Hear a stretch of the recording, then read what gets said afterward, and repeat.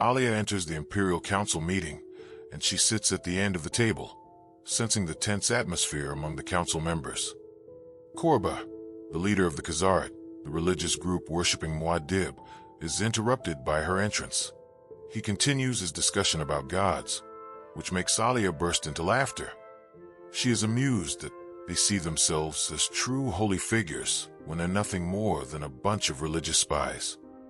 Paul looks at his sister, curious about why she decided to provoke Korba. He realizes how much she has grown. At nearly 16, she is almost a woman, even though her mind is so much older, a reverend mother from the day she was born. Paul then sends Korba to the balcony to lead the prayer for the pilgrims.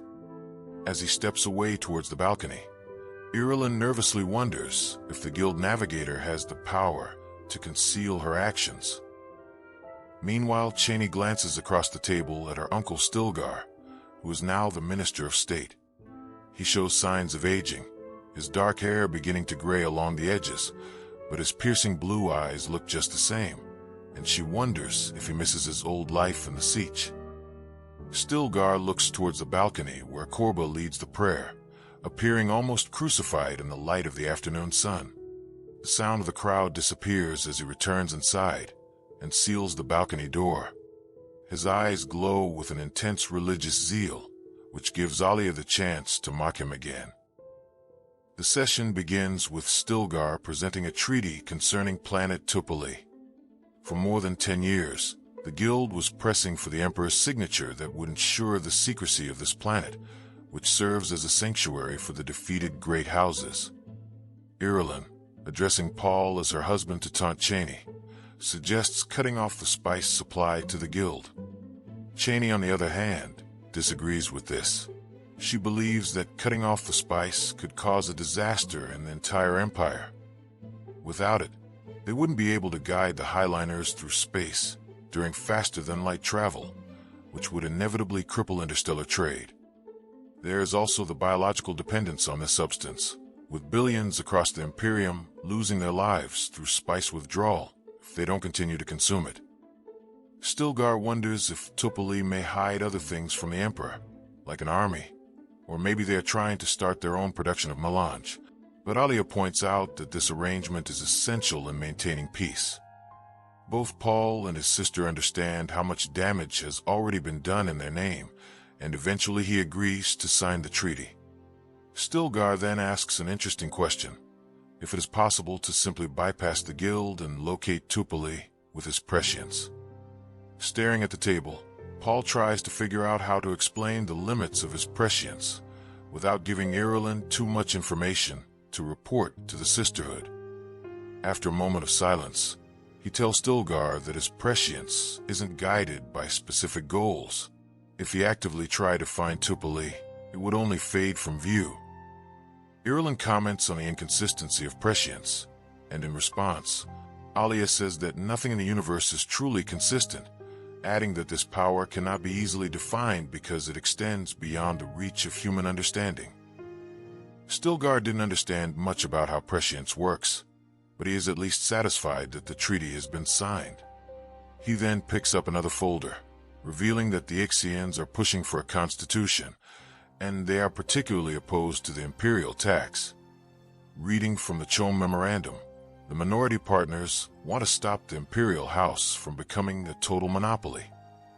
Paul's thoughts drift away, reflecting on how the intensity of the jihad is starting to fade, and he remembers the horror he felt at his first visions of this path, now a grim reality. Even so, he knows there are even darker paths which can easily overshadow the jihad. The discussion continues with Cheney suggesting that perhaps the throne should consider giving the Ixians a fake constitution to ease tensions. Surprisingly, Irulan agrees with her. Korba then offers the idea of a religious constitution, only for Paul to cut him off, forbidding any form of constitution and calling it the groundwork for tyranny. He decides that the price for signing the Tupali Treaty is that the guild must force the Ixian Confederacy to comply with the imperial tax. The Ixians need transportation, so they have no choice. Next, Stilgar brings up the Khazar's report on Seleucus Secundus. House Carino has been putting their Sardaukar troops through landing maneuvers, but Irulan argues that her father has only a single legion of Sardaukar left, which is not a threat to the Emperor. Both Chani and Alia threatens House Carino, and to put an end to this, Paul asks her to send a message to her father and remind him of his position. Stilgar then moves to the Bene Gesserit request regarding the royal bloodline. Paul initially tries to dismiss the matter, but both Irulan and Chani urge him to reconsider. Chani explains how she has prayed to the desert and visited doctors, but she still can't get pregnant, and Irulan warns that chaos could break out if the Emperor fails to produce an heir. Paul stands up and walks over to the balcony, his gaze drifting over the shield wall and the landscape of Arrakis. He already knows what would happen if Chani gets pregnant, but he wouldn't dare tell her the truth. He imagines running away with her and continuing their lives as normal people, though he knows his name would remain behind. He looks down at the crowded square, filled with pilgrims who have journeyed from far and wide, drawn to this planet for the mysteries it holds. With each planet conquered by the Holy War, it opened new sources of religious followers. It dawns on him that while the Jihad has cemented his power, he can never fully tame it, no matter how much he tightens the grip.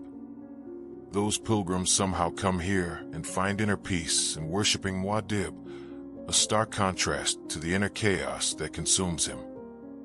He is drawn back to the council chamber when Chani takes his hand with a soft touch and leads him back towards the table.